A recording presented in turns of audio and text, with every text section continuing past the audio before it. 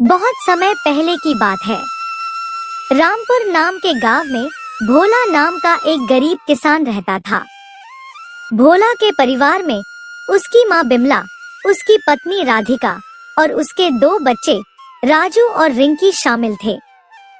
भोला बहुत ही मेहनती और ईमानदार आदमी था। पूरे गांव में भोला की एक अलग ही पहचान थी। भोला का एक छोटा सा घर था जिसमें सभी लोग रहते थे, लेकिन भोला का जीवन हमेशा कठिनाइयों से भरा हुआ था। उसके खेत में जो भी थोड़ा बहुत अनाज होता, उसी से उसके परिवार का खर्चा चलता था। एक दिन की बात है, राधिका भोला से कहती है, ये जी, गरीबी तो हमारी पीछा ही नहीं छोड़ रही है और ऊपर से साहूकार का कर्ज भी बढ़ता ही जा रहा है। मैं तो यही सब सोचकर घबरा रही हूँ।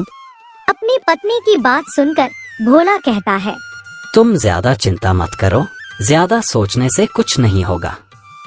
मैं कुछ इंतजाम करता हूँ। यह कहकर भोला अपने खेत में काम करने के लिए चल देता है। भोला को अपनी जमीन से बहुत लगाव था।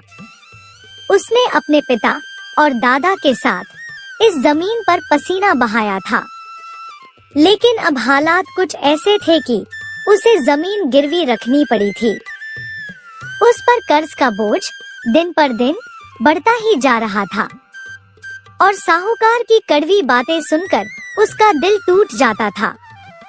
उसी गांव में भोला का एक दोस्त रमेश रहता था। भोला उसके पास जाता है और कहता है, दोस्त, मुझे कुछ पैसे की जरूरत है। इस समय तुम हमारी मदद कर दो। मैं भी कुछ काम मिल जाए, इसी के तलाश में हूँ। जैसे ही काम मिलेगा मैं तुम्हारा पैसा सही सलामत लौटा दूंगा। लेकिन भोला का दोस्त रमेश उसकी मजबूरी को नहीं समझता है और कहता है, भाई, मेरे पास अभी एक भी रुपया नहीं है। मैं सारा पैसा अपने घर में लगा दिया हूँ, इसलिए मैं इस समय तुम्हारी मदद नहीं कर सकता हूँ।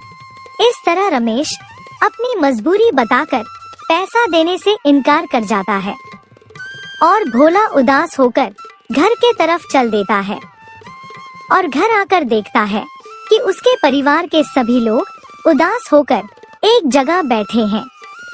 तो राधिका भोला से कहती है, ये जी, आज कुछ खाना भी बनाने के लिए नहीं है।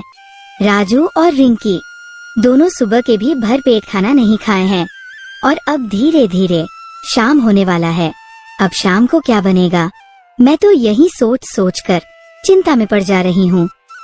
मैं तो कहती हूँ, मेरे पास कुछ गहने बचे हुए हैं, आप इसे ही बेच दीजिए और कुछ पैसे साहूकार को भी दे दीजिए, नहीं तो वो हम लोगों को जीने नहीं देगा। इतनी बात सुनकर भोला कहता है, तुम ठीक कह रही हो। मैं गहने बेच देता हूँ और साहूकार का भी पैसा दे देता हूँ। यह कहकर भोला घर से बाजार के तरफ चल देता है और बाजार में गहने बेचता है और उसके बाद साहूकार के पास जाता है और साहूकार का सारा पैसा लौटा देता है। फिर बाजार में से कुछ सामान लेकर घर के तरफ चल देता है और जब घर आता है तो उसके परिवार के सभी लोग बहुत खुश होते हैं।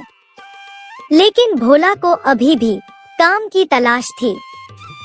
सुबह होते ही भोला कुछ काम मिल जाए इसी के खोज में चल देता है और घर से कुछ दूर एक सेठ के पास जाता है और सेठ से कहता है, मालिक, मुझे कुछ काम दे दीजिए। मैं बहुत गरीबी से गुजर रहा हूँ। मैं कोई भी काम करने के लिए तैयार हूँ। अगर आप मुझे काम दे देंगे तो आपकी बहुत मेहरबानी होगी। भोला की मजबूरी समझकर सेठ भोला को काम पर रख लेता है और भोला से कहता है, ठीक है भोला, आज तुम घर जाओ और कल से काम पर आ जाना। फिर भोला सेठ को धन्यवाद कहकर घर पर आ जाता है और अपनी पत्नी राधिका को पूरी बात बताता है, जिसे जानकर राधिका और राजू और रिंकी सभी लोग बहुत खुश होते हैं और तब से भोला का परिवार सही से चलने लगता है।